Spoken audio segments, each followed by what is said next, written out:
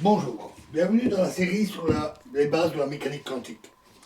Donc, continuons l'analyse de la vidéo précédente. Donc, pour connaître la probabilité que l'électron arrive en X, nous devons ajouter les probabilités.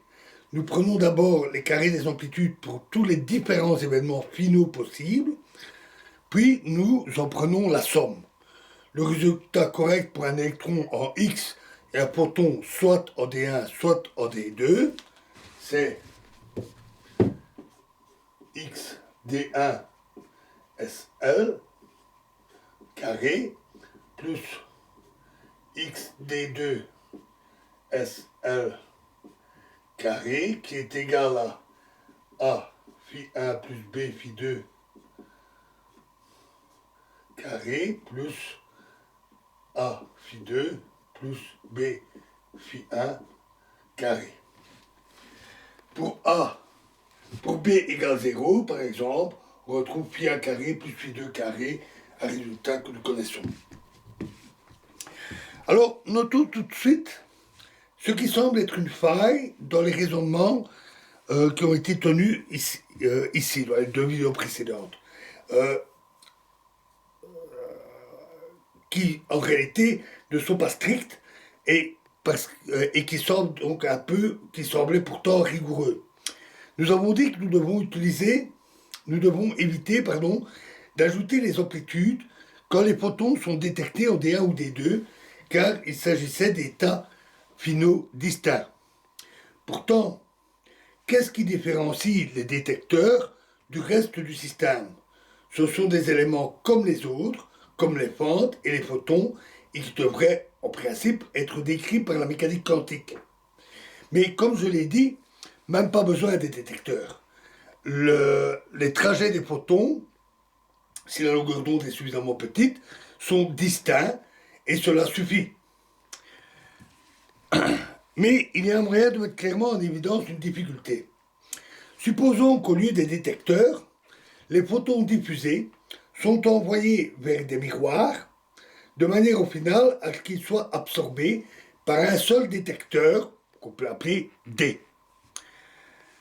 Dans ce cas, les états finaux sont plus distincts. Pourtant, ça ne change rien. Ça ne change rien aux amplitudes de diffusion, ça ne change rien à l'interaction des photons avec les électrons. Comment le devenir ultérieur des photons, détectés par D1 ou D2 ou par un autre détecteur commun, peut-être beaucoup plus tard et beaucoup plus loin, bien après la détection de l'électron sur l'écran, comment cela pourrait-il influencer le résultat de l'impact de l'électron sur l'écran? En fait, non. Même dans ce cas, on doit ajouter les probabilités, comme on vient de le faire, et il n'y a pas d'interférence, si la longueur d'onde est suffisamment petite. Comme je l'ai déjà dit, peu importe ce qui arrive aux photons une fois qu'ils ont été diffusés. Mais cela montre combien c'est piégeux et la définition d'état final en réalité assez délicate. On a ici la fausse impression que c'est par l'observation des résultats, mais la possibilité d'observer un résultat, voire de déduire un résultat à l'aide d'opérations ultérieures, la future détection des photons par les détecteurs, qui semblerait guider le comportement des électrons. C'est un résultat totalement contraire à l'intuition, évidemment, et à la limite de l'absurde, car on en conclut erronément qu'il y a violation de la causalité, puisqu'une action future semble pouvoir influencer le passé.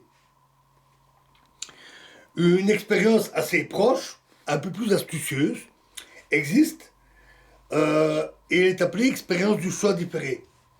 Elle a fait couler beaucoup d'encre, énormément d'encre, à cause de ces difficultés. Heureusement, on n'est pas souvent confronté à ces situations tordues et difficiles à décortiquer. Dans la très grande majorité des cas, les règles que nous avons suivies ici sont plus que suffisantes pour comprendre et utiliser la mécanique quantique. Ce qui est de toute façon indispensable, parce qu'avant de décrypter ce qui est indispensable, avant de vouloir décrypter certains aspects subtils et plus difficiles de la mécanique quantique. comme je l'ai déjà dit, il est inutile d'essayer d'interpréter ou de comprendre une théorie que l'on ne connaît même pas. Voilà, alors, on va soulever cette difficulté. Euh, dans la prochaine vidéo, nous verrons une application un peu plus concrète. Nous parlerons de la diffusion par un cristal. Je vous remercie.